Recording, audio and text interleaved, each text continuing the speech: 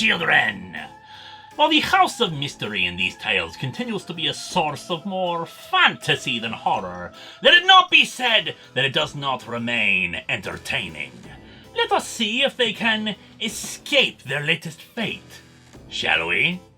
The house remains in the goblin market, and the goblins themselves are the only clientele allowed to pay for their drinks not with stories, but with gold. Mostly because their stories revolve around killing people or selling their teeth back to people after the goblins have beaten said teeth out of said people. They've been there for 6 months, and it's starting to take its toll on Fig, her family dead or lost, drinking to forget, and making bad decisions by using her admirer, Jordan, for sex because she misses her beloved Harry so much. But fortunately for Fig, something new arrives to interrupt the monotony.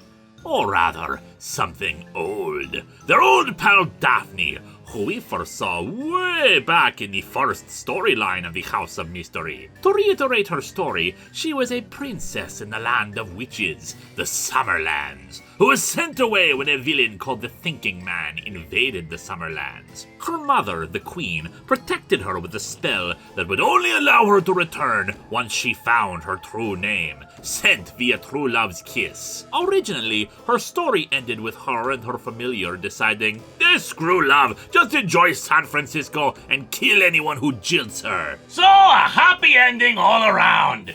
That is, until she did finally get her name back, and is now embroiled in the witch's war with the Thinking Man. She's not particularly happy to be back though, especially since her mother is quite rude and disrespectful, preferring Fig's company to her own. The witches have come to ask for the aid of the goblins in their war, who do vote to come to their aid. Mind you, goblins and witches do have a bit of a problem fighting against flying killer robots, but who doesn't these days? The Thinking Man is a powerful foe, having also previously assaulted the House of Mystery a few storylines back, but the witches and goblins are able to repel the forces, although not helped by the fact that the leader of the goblins, Karg, is not exactly a prime strategist. The goblin friend of the House of Mystery, Tarsig, is in love with Karg, who does not return the affection, even when he helps him with battle planning and suggestions to improve their fighting chance. Back in the space between, Fig's brother, father, and grandfather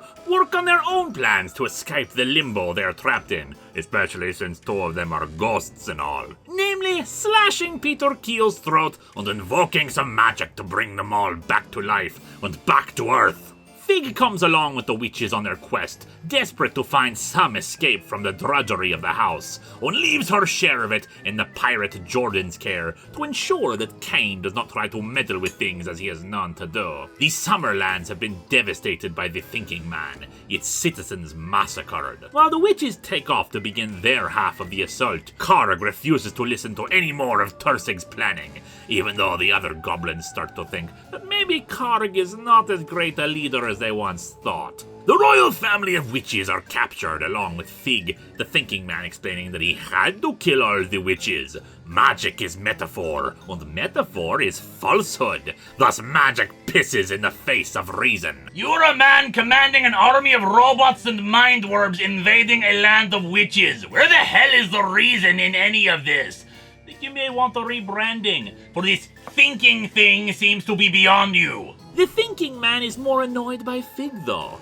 First he was hired to capture her by the conception, but now they want her left alone. Fig demands to know who the hell they are, why they have such interest in her, but the Thinking Man's answers are vague, saying only that they believe that she is the key to their grand design. But they are not the only ones who require Fig's help. For you see, a stuffed animal rabbit named Walden has arrived to rescue Fig. Again, reason does not seem to be exactly on the menu right now. Walden comes from Stuffytown, the stuffed animal village that Fig had created in her stories so long ago. Stuffytown is falling apart. As reason and logic take root, the illogic of a world of stuffed animals is dying off, and they have come for her for help. Well, Tursig finally challenges Karg for leadership of the goblins, and wins. Fig is able to conjure up powers from her own imagination that allows the witches to finally reclaim their homeland, though the queen must sacrifice herself for magical fire. The thinking man is hung by the witches, and Daphne gains control of the throne. And likewise, Tursig became a wise and great king of the goblins. Though not all stories ended happily, for when Fig finally arrived in Stuffy Town, it was too late, long abandoned and everyone gone. And Fig had no idea how to fix it. And so she was forced to return to the House of Mystery, with no other home to go to. And meanwhile, the resurrected Keels all go to New York City to find a bartender, Harry, who remembers Peter quite well. Oh, and Cress goes on a time travel subplot to go reclaim the deceased poet and bring him to the bar against his will. That happened too. The story of the House of Mystery goes on, my children, and hopefully answers will finally resolve aspects of it the next time we pay it a visit. Ah!